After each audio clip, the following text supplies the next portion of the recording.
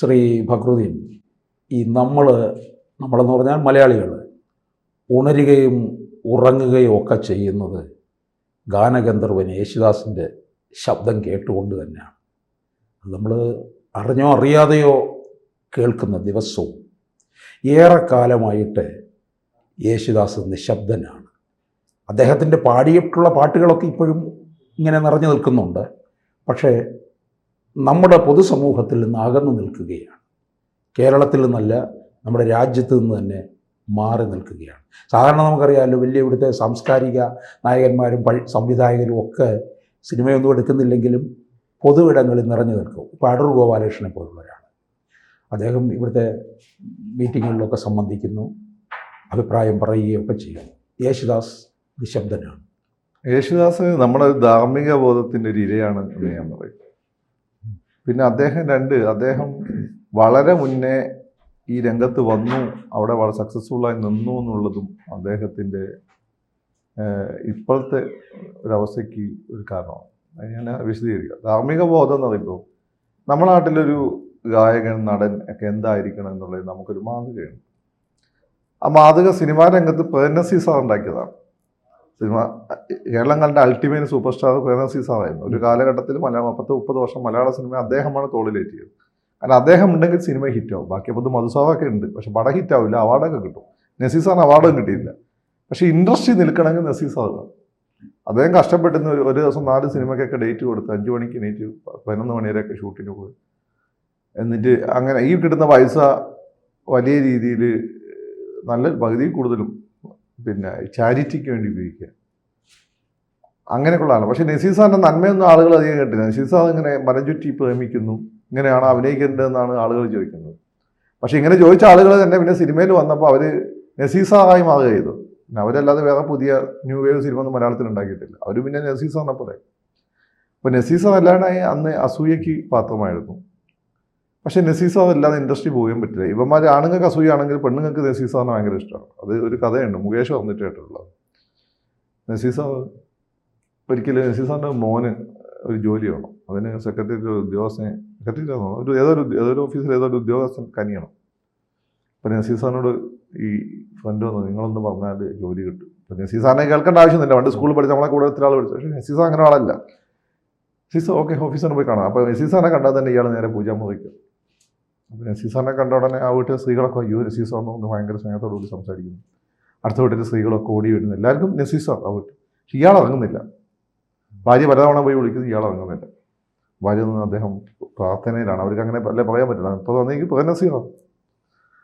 അപ്പോൾ നസീർ സാർ പൂജാമുറിയിലേക്ക് ഒന്ന് പോയി. നസീർ സാറിന് കാര്യം മനസ്സിലായി, ഇയാൾ അപമാനിക്കാമെന്ന് മനസ്സിലായി. ആളുകൾ പറയണമല്ലോ, നസീർ എൻ്റെ വീട്ടിൽ വന്നപ്പോൾ ഞാൻ മൈൻഡ് ചെയ്തില്ല പിന്നല്ലേ എന്ന് പറയണമല്ലോ. അങ്ങനെ നസീർ സാർ പൂജാമുറിയിൽ പോയ സമയത്ത് അയാൾ ഒരു ശ്രീകൃഷ്ണ വിഗ്രഹത്തിൻ്റെ മുന്നിൽ പൂജിപ്പിച്ചുകൊണ്ട് കൈ കൂപ്പിയിരിക്കുന്നു. നസീർ സാർ ഒന്നും കൂടി നോക്കി. ആ ശ്രീകൃഷ്ണ വിഗ്രഹം ശ്രീകൃഷ്ണൻ്റെ ഫോട്ടോ നസീർ സാർ പണ്ട് ഉദയകറ്റാൻ ചെയ്തിട്ടുള്ള ഏതോ ഒരു ശ്രീകൃഷ്ണ കഥയിലെ നസീർ സാറിൻ്റെ രൂപമാണ്. നസീർ സാറാണത് ശ്രീകൃഷ്ണവേഷത്തിൽ. അതാ കഥയില്ല. നസീർ സാർ കേട്ട് ചിരിച്ചിട്ട് നസീർ സാർ അങ്ങ് പോരുകയും ചെയ്തു. അതാണ് നസീർ സാർ. അപ്പോൾ അവിടെ സ്ത്രീകൾക്കും എല്ലാവർക്കും നസീർ സാറിന് ഇഷ്ടം. പിന്നെ നസീർ സാറിന് പിന്നെ അടുത്ത് ക്ലോസ് ആകുന്ന സിനിമാ സർക്കിളിലുള്ള ആളുകളും പിന്നെ അത് സമൂഹം നസീർ സാറിന് ഏറ്റവും കൂടുതൽ അദ്ദേഹത്തെ ധർമ്മിഷ്ഠൻ എന്നുള്ള ഒരു. പിന്നെ നസീർ സാർ പൊതുവെ വിവാദം ഉണ്ടാക്കുന്ന പ്രസ്താവനകളൊന്നും നടത്തില്ലായിരുന്നു. വളരെ അവസാനം തന്നെ അദ്ദേഹത്തിൻ്റെ അടുത്ത സുഹൃത്തുക്കളായിട്ടുള്ള NDR MGR പാർട്ടി ഉണ്ടാക്കി. അപ്പോൾ അതുപോലെ നസീറെ പാർട്ടി ഉണ്ടാക്കാൻ പറ്റില്ല, MGR ഇവിടെ ചോദിക്കുകയും അങ്ങനെയാണ് അദ്ദേഹം ഒരു പാർട്ടി ഉണ്ടാക്കാൻ വേണ്ടി ശ്രമിക്കുകയും അത് ഒരു AB അലക്സാണ്ടർ ഉണ്ട്, ഇന്ദിരാഗാന്ധി പേഴ്സണൽ സെക്രട്ടറി. അയാളെ വിട്ട് ഇന്ദിരാഗാന്ധി പത്ര ഓഫീസിലൊക്കെ പോയിട്ട് നസീറിൻ്റെ പരിപാടികൾക്ക് കവറേജ് കൊടുക്കലെന്നോ. അപ്പോൾ അന്ന് സോഷ്യൽ മീഡിയ ഒന്നും ഇല്ലല്ലോ. ഈ പറയുന്ന മനോരമ മാതൃഭൂമി വിചാരിച്ച ആരെയും പൊക്കാം ആരെയും ഉയർത്താം. ഇദ്ദേഹത്തിൻ്റെ വാസ്തവ സംസ്കരിക്കുക, അങ്ങനെ അദ്ദേഹം പാർട്ടി പരിപാടി നിന്നു. അത് കഴിഞ്ഞ് പിന്നെ ഈ സമയത്ത് കെ കരുണാകരനൊക്കെ ചെയ്തിട്ടുള്ള ദ്രോഹതാണ് ഇന്ദിരാഗാന്ധിക്ക്. അതുകൊണ്ടാണ് അങ്ങനെയൊക്കെയുള്ള വിധിയൊക്കെ വന്നത്. നസീർ സാറിനെ പോലെ മനുഷ്യനെ ദ്രോഹിച്ചത്. അപ്പോൾ നസീർ സാറ് പിന്നെ ED റെയ്ഡ് ഇപ്പോൾ BJP കുറ്റം പറയുന്നല്ലോ.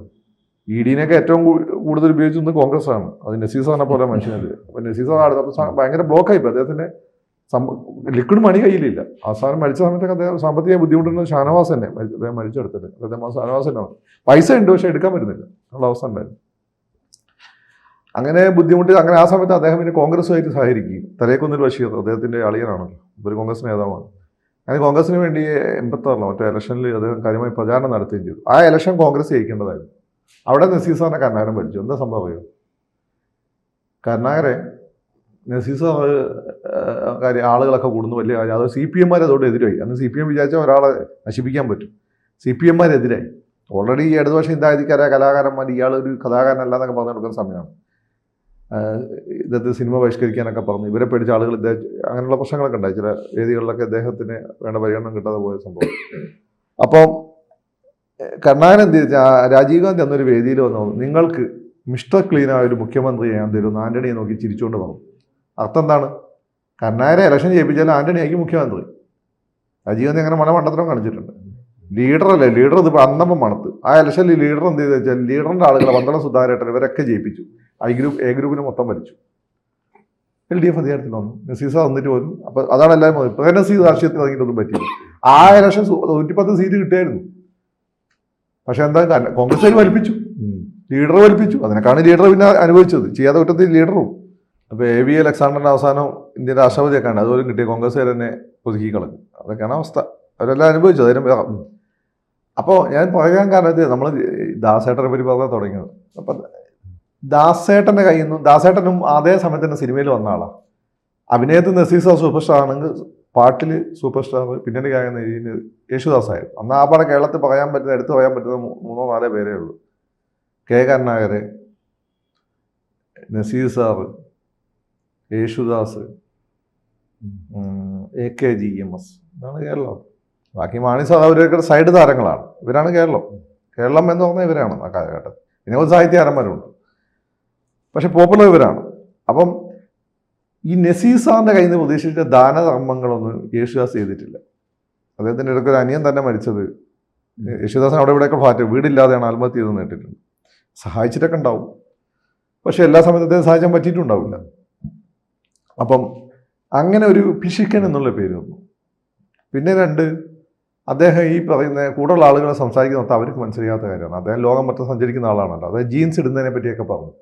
ഈ അഭിപ്രായം അത് വലിയ വിവാദം. അങ്ങനെ വായി തുറന്ന വിവാദമാണ്. പിന്നെ അദ്ദേഹം ചില ആളുകളെ കൂടുതലായിട്ട് സപ്പോർട്ട് ചെയ്തു, വേറെ ചില ആളുകളെ അപമാനിച്ചു എന്നൊക്കെ. അപ്പോൾ പ്രിയദർശനായിട്ട് ബന്ധപ്പെട്ട് പ്രിയനെ പാട്ട് കേൾക്കാൻ ഡയറക്ടർക്ക് പൊതുവെ കയറാമല്ലോ സ്റ്റുഡിയോയിൽ, അവയെ ഇറക്കി വിട്ടു. അദ്ദേഹത്തിന് ആദ്യം ഒന്ന് ഡയറക്ടറാണെന്ന് മനസ്സിലായില്ല എന്നൊക്കെ ഇനിയിപ്പം പിന്നെ ഞാൻ പറഞ്ഞു കേട്ടിട്ടുള്ളൂ. പിന്നെ അദ്ദേഹം പാട്ട് പാടുമ്പോൾ അദ്ദേഹം ഫുള്ളി അതിൽ കോൺസെൻട്രേറ്റഡ് ആണ്. അപ്പം മറ്റൊരു പ്രസൻസ് അദ്ദേഹത്തിന് താല്പര്യമില്ല. പക്ഷെ പ്രിയൻ അത് ഭയങ്കര ഹാർട്ടായി. അതായത് പ്രിയനുമായിട്ട് തെറ്റിയോട് കൂടിയിട്ടാണ് ഇദ്ദേഹത്തിനൊരു വീഴ്ച അല്ല ഒന്ന് മങ്ങുന്നത്. അതുവരെ ഇദ്ദേഹം ഒരു വർഷം 100 പാട്ടുണ്ടെങ്കിൽ 75 ഇദ്ദേഹം പാടി, 25 ചെയ്യാനും പാടും. അതായത് അതിനുശേഷം എന്ന് വെച്ചാൽ MG ശ്രീകുമാർ, പ്രിയൻ്റെ എല്ലാ സിനിമകളും MG ശ്രീകുമാർ, പ്രിയൻ മോഹൻലാൽ, MG ശ്രീകുമാർ, ലാലേട്ടൻ്റെ സൗണ്ട് പാടാൻ MG. അതോടുകൂടി ഇവർ ഈക്വൽ കോമ്പറ്റീഷനായി. MGക്ക് ദേശീയ അവാർഡ് കിട്ടി. പിന്നെ ഇവർ ഇങ്ങനെ തന്നെ എനിക്കിനി സ്റ്റേറ്റ് അവാർഡ് വേണ്ടാന്ന് പറഞ്ഞു. അപ്പോൾ അത് ദേശീയ അവാർഡ് അതുകൊണ്ട് കിട്ടാതെ പോയെന്നാണ് ഇങ്ങനെ പറഞ്ഞത്. ഏതായാലും പ്രിയൻ പിന്നെ ആ 80 തൊട്ട് മലയാള സിനിമയെ ഭരിച്ചിട്ടുള്ളത് 2 പേരാണ്, നമുക്ക് 3 പേരായിരിക്കും കൺസിസ്റ്റൻ്റ് ആയിട്ട്. അത് ജോഷി സാറ്, പ്രിയൻ, സത്യാന്തിക്കട. അവരിന്നും ലൈവാണ്. ഇന്ന് മലയാള സിനിമ ടോപ്പ്. പിന്നെ പ്രിയനുമായിട്ടുള്ള ഒരു വിടവ് അത് യേശുദാസിനെ നെഗറ്റീവായി ബാധിച്ചു. 2, അദ്ദേഹം പറയുന്ന വലിയ കാര്യങ്ങൾ പലപ്പോഴും സയൻറ്റിഫിക്കൽ അല്ല എന്നാണ് കേരളത്തിലെ പ്രോഗ്രസീവായ ആളുകൾ ചിന്തിച്ചത്. അദ്ദേഹം പറയുന്നത് എല്ലാം കോമഡിയായി മാറി, വിമർശനത്തിന് കാരണമായി. കുറേ വിമർശനം കേട്ടപ്പോൾ അദ്ദേഹത്തിന് തന്നെ മതിയായി.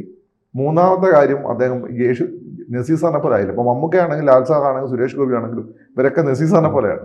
ചാരിറ്റി ആണ്. ഇങ്ങനെ അറിഞ്ഞില്ല. ലാൽ സാറൊക്കെ ഭയങ്കരമായിട്ട് ചാരിറ്റി ചെയ്യുന്നുണ്ട്, അവരത് പറയുന്നില്ല എന്നേ ഉള്ളൂ. അപ്പം അങ്ങനല്ല, മാത്രമല്ല ഇങ്ങനെ കുടുംബക്കാരെ തന്നെ പരിഗണിക്കുന്നില്ല എന്നുള്ള ഫീല്. പിന്നെ ഈ പറയുന്നത് പോലെ ഇതെല്ലാം കൂടി അങ്ങോട്ട് വന്നു. പിന്നെ അദ്ദേഹം അധിക സമയം അമേരിക്കയിലാണ്. ഇപ്പം മുഴുവൻ സമയം പാട്ടൊക്കെ തന്നെ റെക്കോർഡ് ചെയ്ത് അങ്ങോട്ട് അയച്ചു കൊടുക്കണം. അപ്പം ഇവിടെ ഇഷ്ടംപോലെ അതിൽ നന്നായി പാടുന്ന ആളുകളുണ്ട് എന്ന് ആളുകൾക്ക് തോന്നുമ്പോൾ പിന്നെ അദ്ദേഹത്തിന് ആവശ്യമില്ലല്ലോ. പിന്നെ ജനറേഷൻ വന്നു.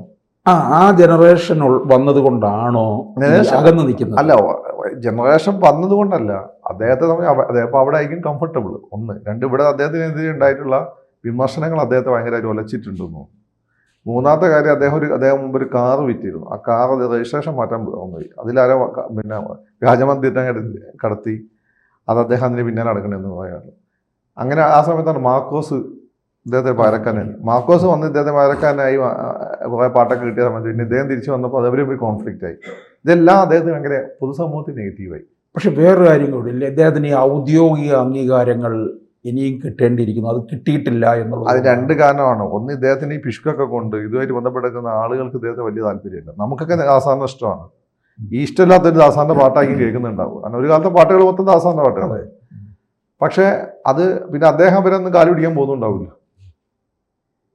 പിന്നെ അറിഞ്ഞു കൊടുക്കുക എന്നുള്ള പരിപാടി വളരെ അപൂർവം. അടുത്ത അറിഞ്ഞു കൊടുക്കുന്ന അപൂർവം ഞാനിപ്പോൾ BJP ഗവൺമെൻറ് വന്നതിന് ശേഷമാണ് കുറച്ചെങ്കിലും കണ്ടത് ഈ പത്മ പുരസ്കാരങ്ങളൊക്കെ. അപ്പം മമ്മൂക്ക കൊടുത്തു, മമ്മൂക്ക കൊടുക്കുന്ന ആരും കരുതിയാതല്ലോ, മമ്മൂക്ക കൊടുത്തു, മോഹൻലാൽ സാറിന് കൊടുത്തു, അങ്ങനെ ഉള്ളത്. അപ്പം ഇങ്ങനെ സുഭാൻ വെച്ച് ഇങ്ങനെ ആരും കാലടിക്കാൻ പോകുന്നുണ്ടാവില്ല. പിന്നെ ഇതൊക്കെ ഇത്രയേ ഉള്ളൂ. അങ്ങനെ ഒരു സാത്വിക മനോഭാവം അങ്ങനെ ഈ പറഞ്ഞ പിഷ്കൊക്കെ ഉണ്ട് എന്ന് പറയുമ്പോൾ ഉള്ളിലോ സാത്വിക മനോഭാവം ഉണ്ട്. അതോ ഇനി രാജ്യം ഇനി ആദരിക്കുമ്പോൾ മാത്രമേ ഞാൻ ഇനി ഇങ്ങോട്ടുള്ളൂ എന്നായിരിക്കും. അതറിയില്ല. അതൊക്കെ അദ്ദേഹത്തിൻ്റെ, എനിക്ക് തോന്നുന്നു അദ്ദേഹത്തെ പോലെ അദ്ദേഹത്തിന് ഇനി എന്താണ് വേണ്ടത്? കേരളത്തിൻ്റെ സൂപ്പർ സ്റ്റാറായി മലയാള സിനിമയുടെ കൂടെ ഇത്രയും കാലം അദ്ദേഹത്തിൻ്റെ ചരിത്രം കൂടിയാണ് മലയാള സിനിമയുടെ, അദ്ദേഹത്തിൻ്റെ ജീവിതകഥയാണ് മലയാള സിനിമയുടെ ചരിത്രം.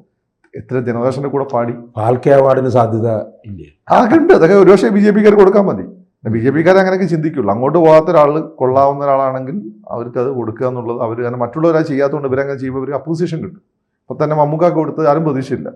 അത് ഒരു വലിയ BJP മമ്മൂക്കാക്ക് അതുകൊണ്ട് വലിയ അതിൻ്റെ കാര്യമൊന്നുമില്ല. മമ്മൂക്കാക്ക് ആരാന്ന് എന്നൊക്കെ. പക്ഷേ BJP-ക്ക് ഭയങ്കര അപ്പോസിഷൻ കിട്ടിയ കാര്യമാണ്. അപ്പം ഇതായിരിക്കാം അദ്ദേഹത്തിന് ഇനിയിപ്പോൾ ഇതിൻ്റെ ഒന്നും ആവശ്യമില്ല. ഇവിടെ ഇങ്ങനെ നിർദ്ദിക്കേണ്ടതൊന്നും ആവശ്യം അദ്ദേഹത്തിന് ഇല്ല. പിന്നെ പല ജനറേഷൻ അദ്ദേഹത്തിൻ്റെ കൊച്ചുമക്കളെ പ്രായമുള്ളതാണ് പുതിയ സിംഗേഴ്സ്, അവരോട് പാടിയേക്കാളെ കെൽപ്പ് അദ്ദേഹത്തിന്. പക്ഷെ അദ്ദേഹം ജീവിതത്തിൻ്റെ ഒരു സാത്വികമായ ഒരു അവസ്ഥയിലേക്ക് കടന്നു. പിന്നെ എന്തെങ്കിലും മാവെടുത്ത് പറഞ്ഞ് ഈ ന്യൂ ജനറേഷൻ പിള്ളേരുടെ തെളിയാക്കണ്ട എന്ന് അദ്ദേഹം വിചാരിച്ചിട്ടുണ്ടോ? അത്രയേ ഉള്ളൂ. കൂടുതൽ വാർത്തകളും വിശേഷങ്ങളും നിങ്ങളിലേക്ക് എത്താൻ ABC മലയാളം സബ്സ്ക്രൈബ് ചെയ്യുക, ബെൽ ബട്ടണും അമർത്തുക.